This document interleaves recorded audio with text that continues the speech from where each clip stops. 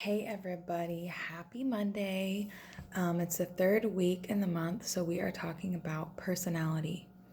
Um, this week we are talking about a personality difference that you could be experiencing with someone else.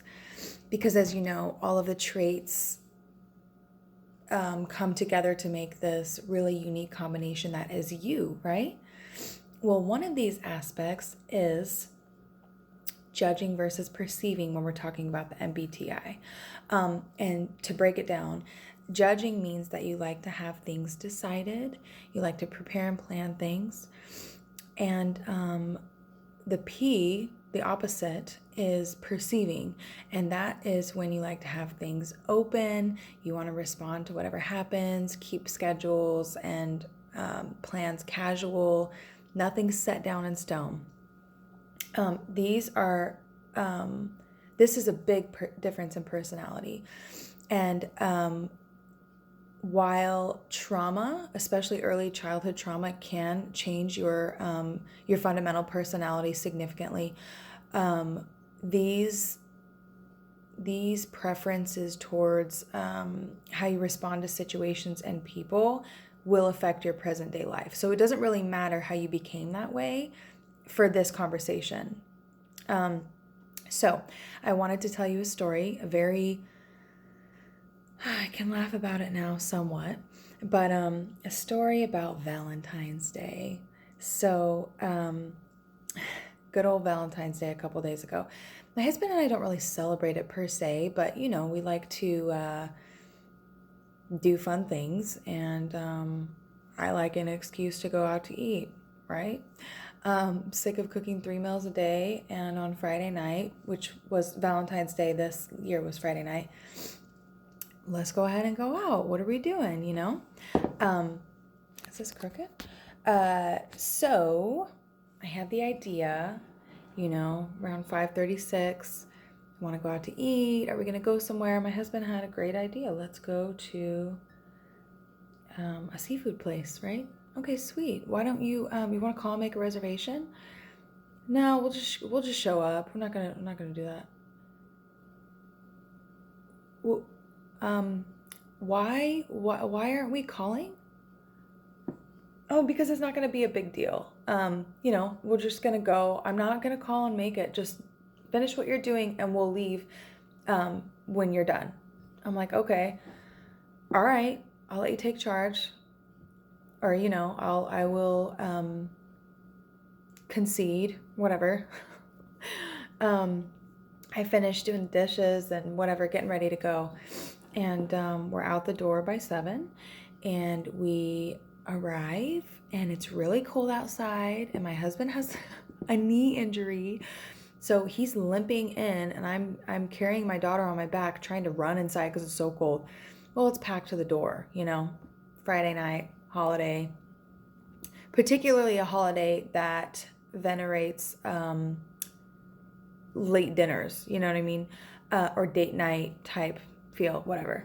So, it's packed. My husband, by the time me and my daughter get into the building, he still hasn't even talked to the host. So I'm like, all right, let's get comfortable over here. Let's go look at the lobsters. He lets me know it's an hour wait.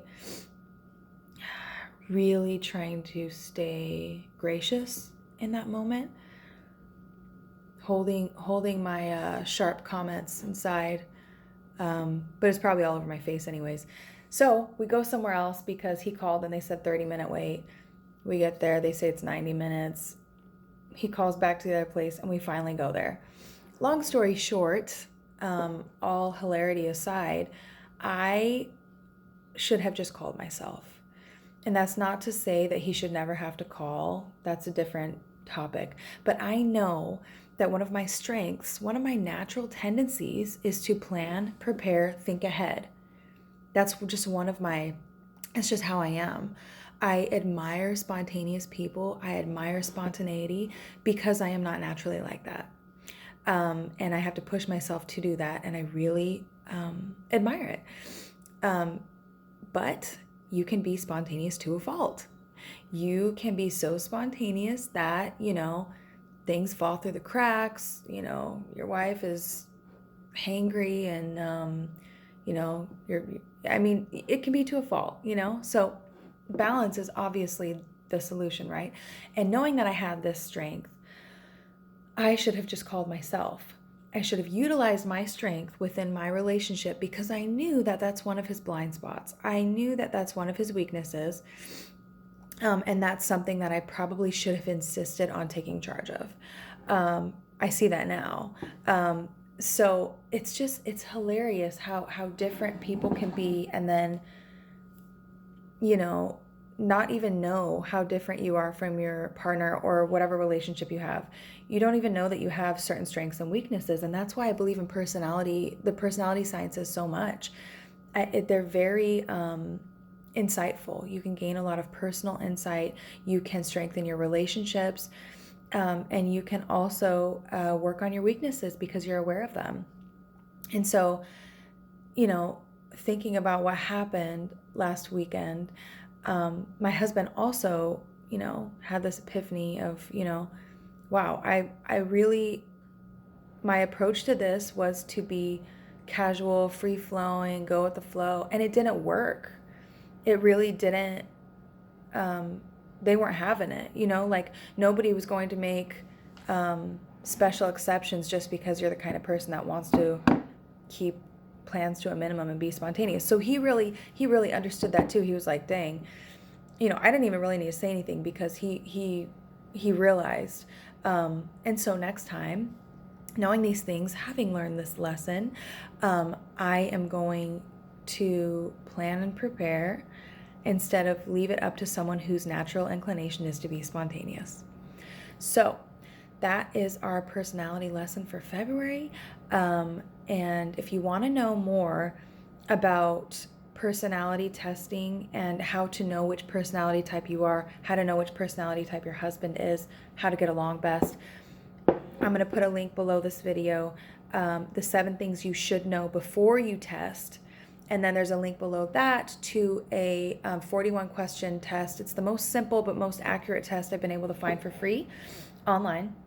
So go ahead and click below and then give me a comment and let me know what you think. Can you relate to me? Is this just, is this just me? I have the intuition, I have the sense that maybe more men than I think are like this. I don't know. It could be a masculine feminine thing that makes our personalities go, certain ways, whatever. Let me know what you think. Go click below and read that post, the 7 things that you must know before personality testing, before you take the quiz that's below that. All right, guys, have a beautiful week.